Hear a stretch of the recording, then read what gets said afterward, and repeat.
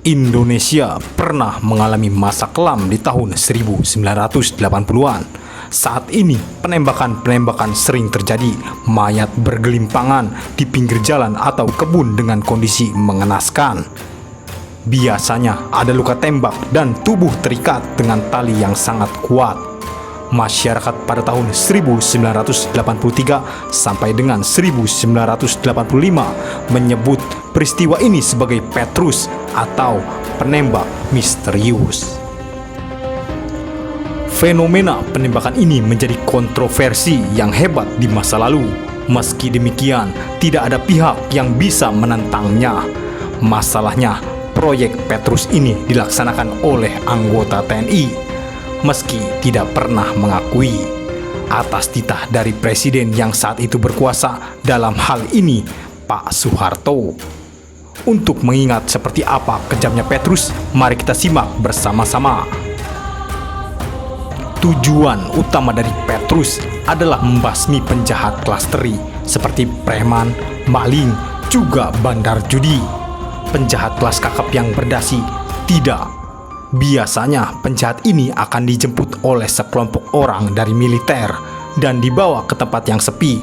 Di sana penjahat akan disiksa dan ditali tubuhnya.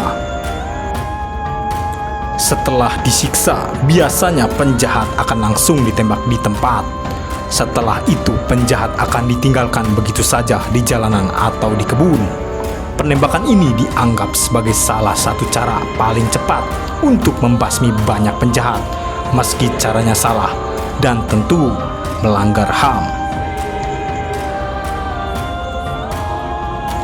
Selama 2 tahun, penjahat di Indonesia, terutama di daerah operasi Petrus seperti provinsi di Jawa, banyak yang bersembunyi. Atau jika tidak, mereka akan ke rumah sakit untuk menghilangkan tato. Banyak dari mereka ketakutan karena tato dianggap sebagai salah satu simbol penjahat di Indonesia, bahkan sampai sekarang. Orang yang melakukan operasi ini juga kadang salah tangkap. Akhirnya banyak orang yang sebenarnya bukan penjahat atau mantan penjahat harus rela mendapatkan timah panas. Total selama 2 tahun nyaris 1.000 orang penjahat dan diduga penjahat mati dengan mengenaskan tanpa tahu siapa pembunuhnya. Penembakan tanpa adanya proses pengadilan terlebih dahulu adalah tindakan melanggar hukum, bahkan melanggar HAM. Namun karena pelakunya orang dari organisasi militer, hal ini akan susah untuk diungkap. Mereka melakukannya secara diam-diam dan penduduk tidak tahu menahu hingga pagi mendapat kiriman mayat. Biasanya saat mayat ditemukan akan terselip amplop berisi uang dengan nominal Rp20.000. Uang ini harus digunakan untuk biaya penguburan mayat. Penduduk biasanya menjuluki mayat sebagai bandeng. Fenomena Petrus memang mengerikan, namun di sisi lain penduduk juga merasa lebih aman. Pasalnya mereka menyetujui jika penjahat lebih baik mati daripada meresahkan masyarakat. Fenomena Petrus seperti buah si malakama yang dimakan ataupun tidak tetap menghasilkan petaka.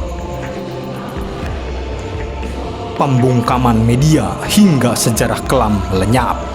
Pada tahun 1983 hingga 1985, media benar-benar dibungkam oleh pemerintah. Mereka dilarang untuk mengabarkan hal-hal terkait Petrus. Pemerintah yang kala itu dipimpin oleh Pak Soeharto ingin masyarakat segera lupa dengan hal mengerikan ini. Dengan begitu, kejahatan dan pelanggaran HAM tidak akan membuat pemerintah jadi mengalami kesusahan. Selain itu, di buku-buku sejarah yang ada di sekolah tidak akan muncul peristiwa ini. Petrus adalah borok yang ingin ditutup oleh pemerintah dan masyarakat harus lupa.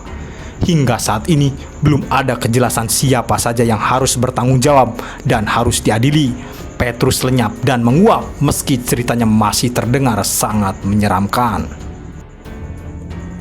Di era modern seperti ini, Petrus telah menjelma menjadi bentuk yang lain.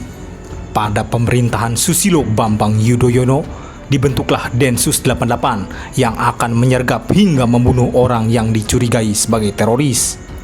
Petrus atau sejenisnya hanya menghabisi sesuatu yang kecil, tidak sesuatu yang besar. Coba jika penjahat berdasi yang lebih rakus dibasmi, maka tidak akan ada yang berani korupsi di Indonesia. Sayangnya, para tikus yang gemar memakan uang negara terlalu kuat dibanding penegak hukum manapun di Indonesia.